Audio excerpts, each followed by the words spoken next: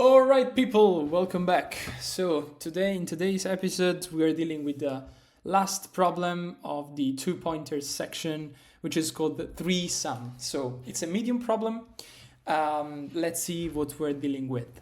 So given an integer array nums, return all the triplets nums I, nums j, nums k, such that I is different from j, I is different from key, and j is different from key. Okay, so we basically want all the numbers to be different, and nums I plus nums j plus nums key to be equal to 0. Oh, interesting. So some of them must be negative, since they should not be all equal to 0, because they must be different. Notice that the solution set must not contain duplicate triplets.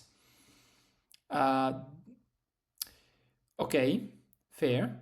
What do we mean by duplicate triplets? Let me see by the examples, because what I don't understand at the moment is if like these two triplets, for example, 1, 2, 3, and this doesn't sum to 0, so let me just write 1, 2 minus 3 is the same as minus 3, 2, 1. So the elements are the same, but they are switched. So this is what I want to see. So example, nums minus 1, 0, 1, 2, minus 1, minus 4. The triplets are minus 1, 2, and minus 1, 0, 1. Okay. Okay, so the answer for my previous question is yes, they counted the same triplet, because for example, here, this minus 1, 0, 1 could be composed of also 0, 1, and minus 1. So yes, these two triplets do not count because they are identical. Good to know. So let me actually keep that as a reminder. The two triplets are minus 1, 2, and minus 1, 0, 1. Okay, absolutely. However, these two numbers are equal, minus 1 and minus 1. Notice that the order of the output and the order of the triplets does not matter. Okay, I understood that, but minus 1 and minus 1 are the same number. Okay, sorry, I was stupid, guys. I thought we were referring to the nums. Instead, we were referring to the index. So no, nums I, nums j, nums key can be different. Just the index must be different. So I can have a triplet composed of 0, 0, 0, as you can see here. Yeah. Sorry, I read that not correctly. Okay. All right. So for example, here in the input, we have an empty output. So we can also have an empty output. All right, this is a nice problem because I don't know yet how we can solve that. So something comes to my mind, of course, since we have to use 2 pointers. The idea is we have a pointer at the beginning of the array, another pointer at the end.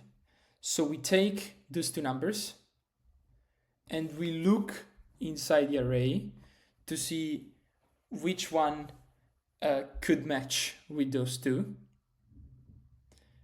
If none of them work, we move one pointer. Of course, now my question is, with which rational should we move one or the other pointer? It's not immediate to me to understand. So nothing special really comes to my mind at the moment. So of course, the super naive algorithm will be simply, I scan every single triplet. So I do triple for loop, and I check which triplets are the sum to 0. That's it. Then what I do is to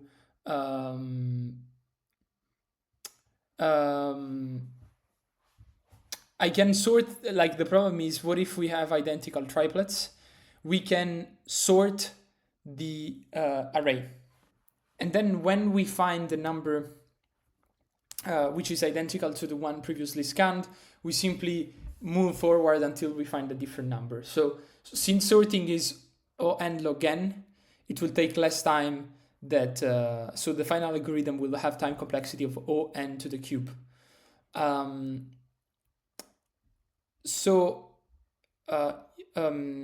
Actually now I think I understood, like the sorting point is what I think is a game changer, because if we sort, then a 2-pointer strategy that I was mentioning before works.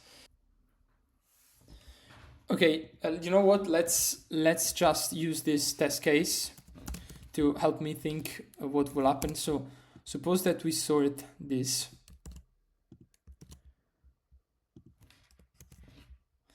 -1, so this is gonna be -1, 0, 1, 2, -4. Sorry, no, this is gonna be -4, 1, 1, -1, 0, 0, 1, 2. So the idea is I take the first two numbers,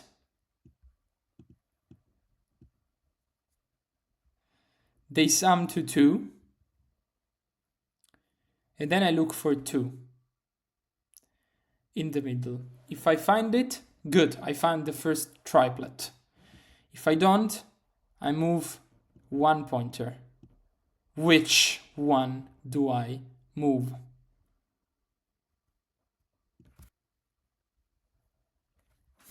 I don't know. I don't know which of the 2 pointers to move.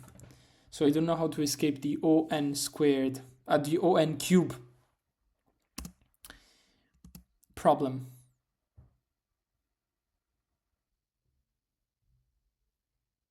Okay, but what if I do the opposite? So let's say I fix -4, and then I create 2 pointers at -1 and 2.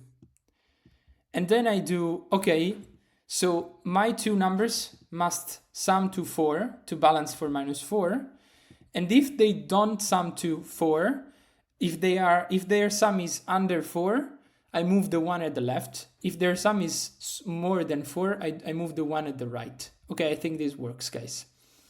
So doing this for every number that I fix, since moving the 2 pointers will require O(n), this will require an O(n) squared. Let me see if... no, they don't say which is the optimal time complexity, but guys, I really think the optimal time complexity is gonna be O(n) squared. So let's bring this to the table. So first of all, we sort the array. So basically what we do is to sort nums.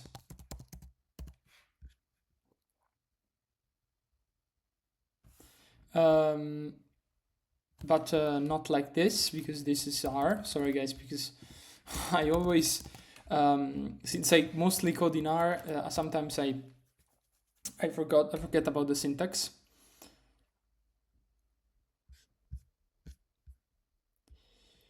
So with the array now sorted, we can simply do a for loop. Yes, we can do a for loop.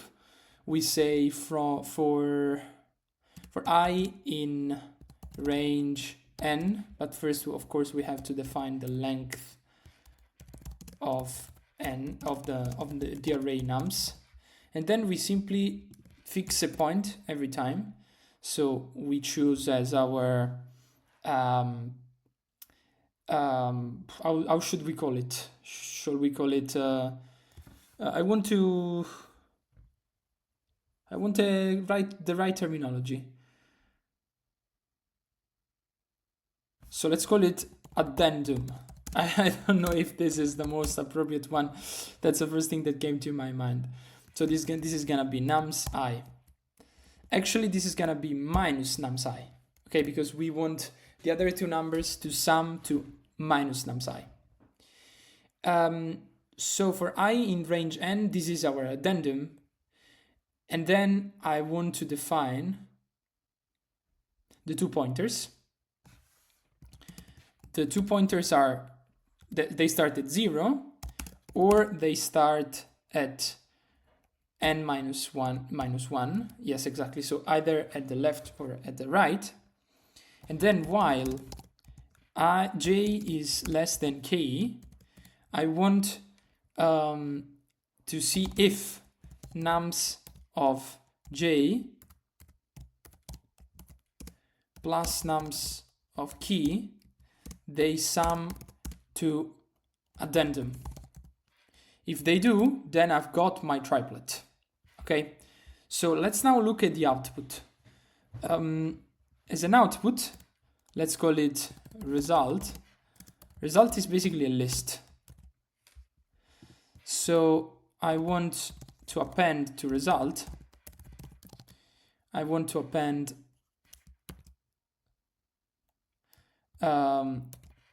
nums j, nums I, and nums key. Now, something that I think now is that if we simply use this algorithm, we may actually count, like we may reuse the same number.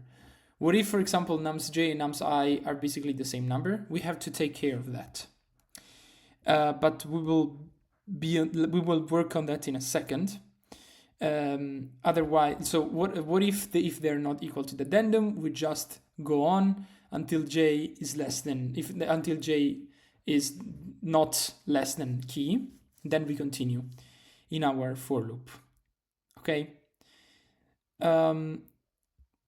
I want in this if statement to take care of the possibility of nums j or nums key to be equal to I.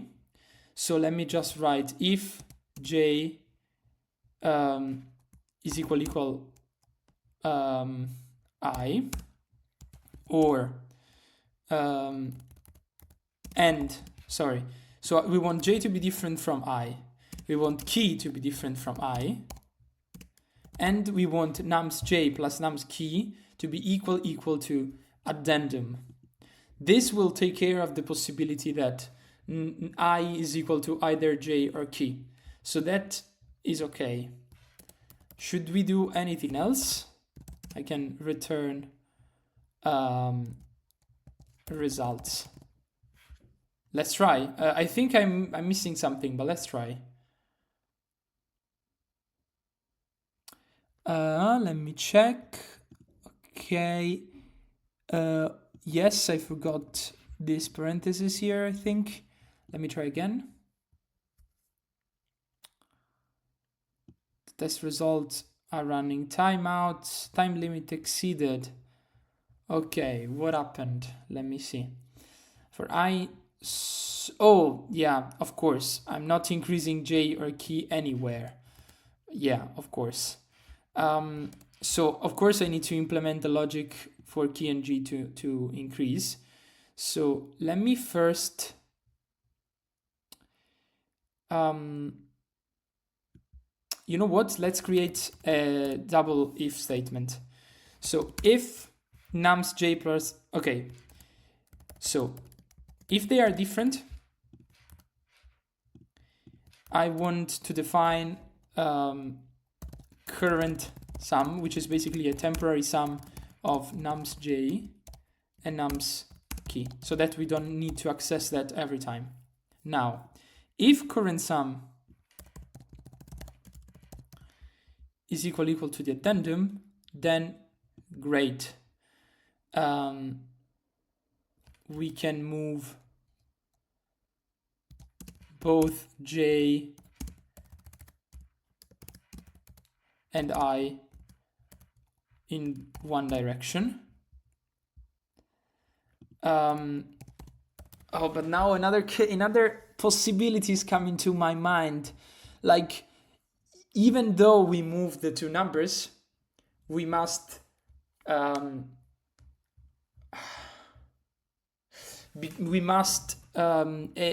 the possibility that we have duplicate numbers, because in that case the triplet will count as the same.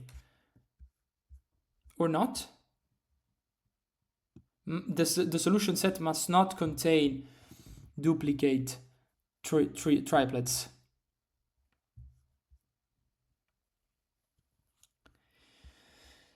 So this should be taken care of. Okay, let's just now write a logic, and then we will take care of this.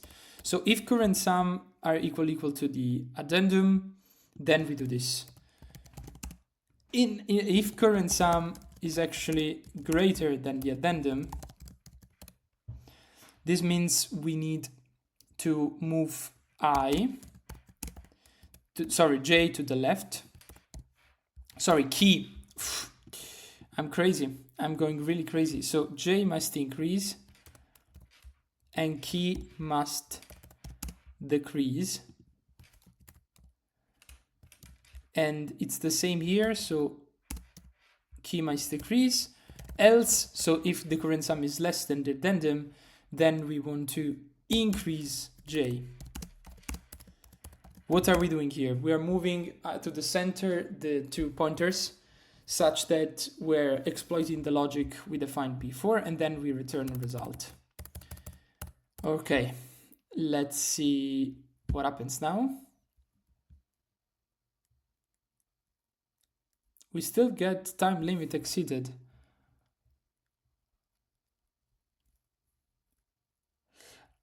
Okay, I see the problem. So if j is equal to I or key is equal to I, we never get to the increase.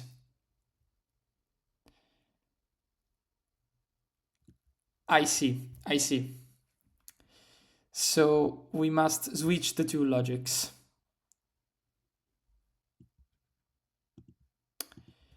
Okay, you know what? Let's do that. So current sum is gonna be the current sum. Now, if current sum, no, we must check if they are equal to I before that.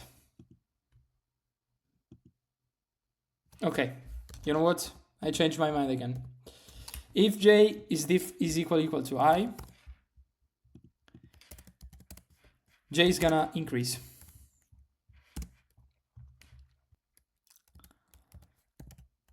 If elif key is equal, while, here we need a while loop, because even if we increase, we may actually need, it may be possible that, no, if j is equal to I, we can just skip it. No. Yes, actually, we just need an if statement. So if j is equal to I, we increase j by 1. If key is equal to I, we diminish key by 1. Then we define the current sum and the rest. If the current sum is equal to the addendum, we increase j key exactly. Okay, so this should work. Now we have all the logic. Okay, great. So we didn't end up in an infinite for loop, but unfortunately, just one case is correct. What are we returning? So we are actually returning the right triplets. They are there. But we are returning duplicate triplets. The problem here, the solution set must not contain duplicate triplets, which is perfectly reasonable.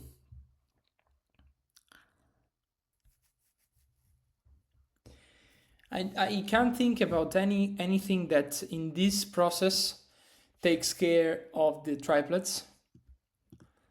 But what we could do, since this algorithm is already O(n) squared, we can do that outside of the this process. So outside of the process, we simply take result and we scan through all the triplets.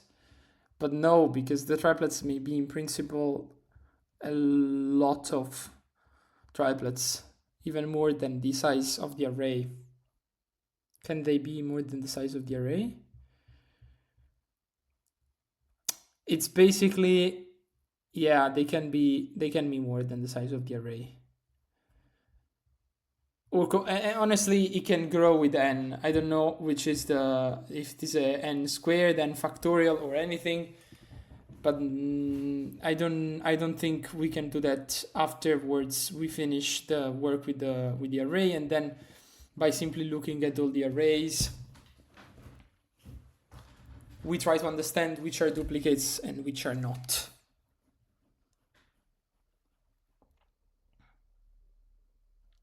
Okay, something that comes to my mind now is that we initialize j as I.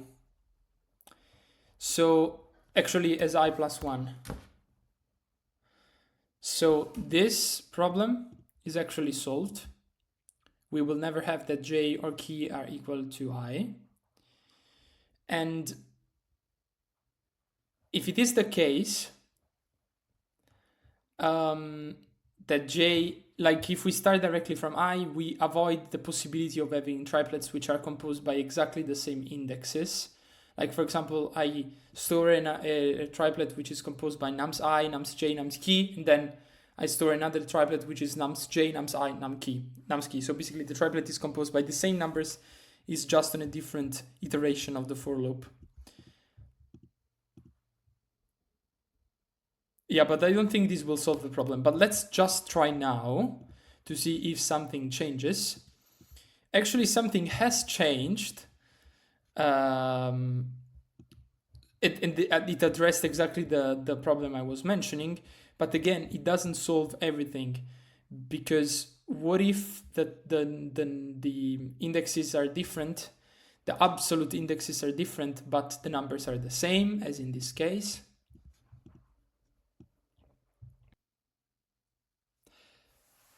We can sort this, and we can check if this is already in result. But since as an output you want an array, what do you want as an output? Return all the triplets. Yeah, you see, he wants an array. He doesn't want, for example, a set, so that we can't exploit the uniqueness of the elements in a set.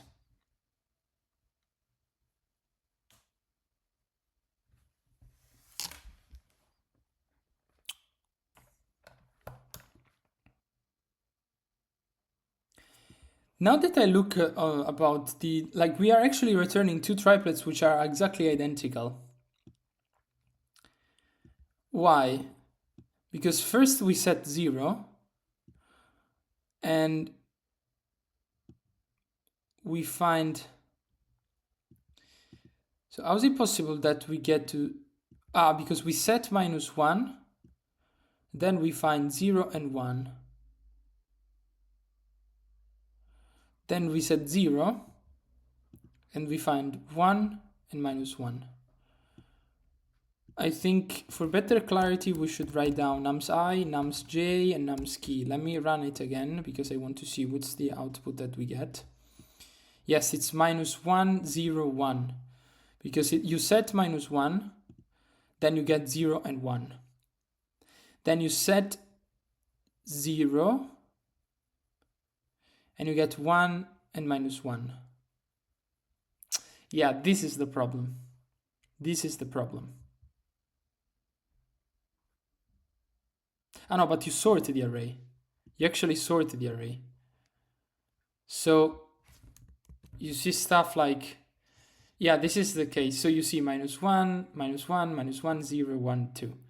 So you see -1, then you see 0, and you see 1. The problem is we're not skipping the same number. So if I already found, if my current sum is equal to the addendum, I need not only to append the result,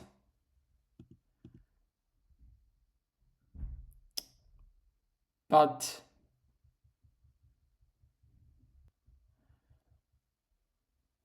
so, okay, this is important. This is important. there are two scenarios. I append nums I, and then nums j, nums key, then both j and key get updated. But they are the same numbers. So then the result is updated again another time.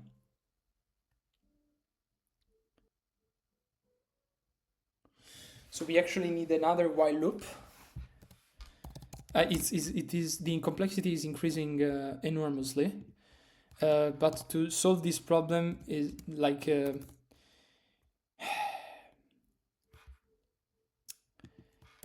come on,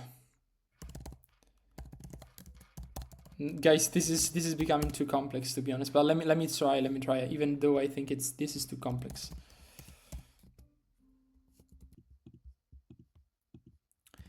So basically the idea is while j is equal, while nums j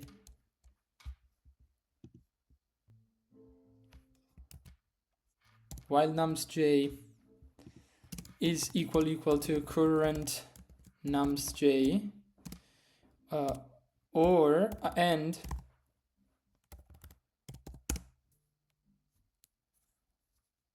or and j is less than key, you increase j. Same stuff, but with key. While nums key equal current num j, and j is different from key, you go outside, you increase key, you decrease key. So with this while loop, you actually avoid the possibility of counting two times with the same I. Now the problem is, though, that it is possible that with a different I, so for I in range n, okay, you know what, we can do something like that. At the end of the while loop, we can define current nums I, which is equal to nums I. And now, at the beginning of the for loop, if nums I is equal to current nums I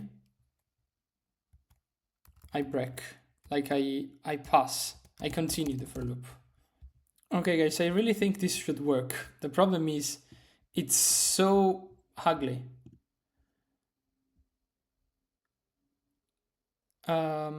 What's the problem?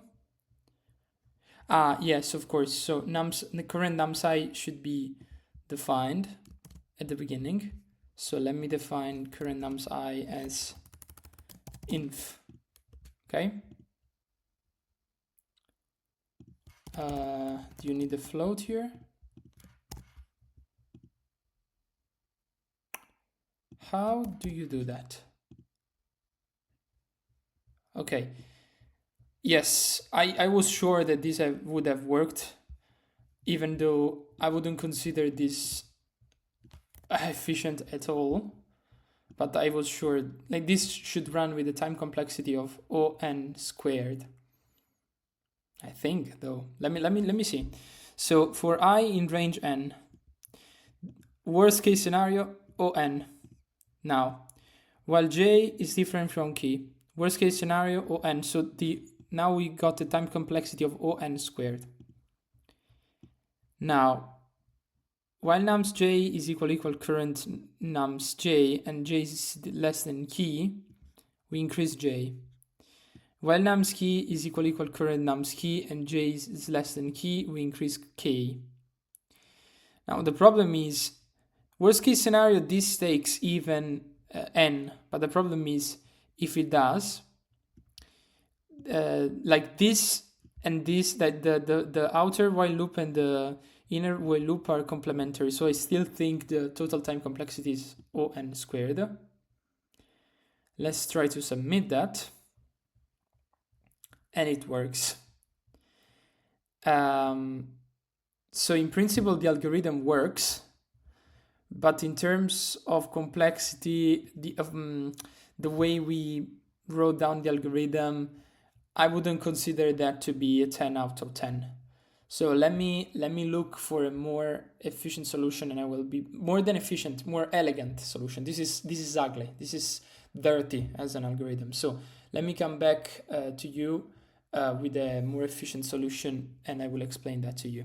Okay, in the meantime, I think this should have the quote, so I don't realize how is it possible that it worked anyway. And also this result here shouldn't be there, absolutely. Okay, guys, so actually we found the right solution also in terms of the reasoning, like the way the algorithm flows. We can just update it to make it a bit more elegant, but we were there. Like the time complexity is the right one, is the most efficient one. So I was wrong. Like it may seem ugly, but it's doing what we need it to do. So here are a few updates, adjustments that we can make. So for example, the current nums I can be avoided.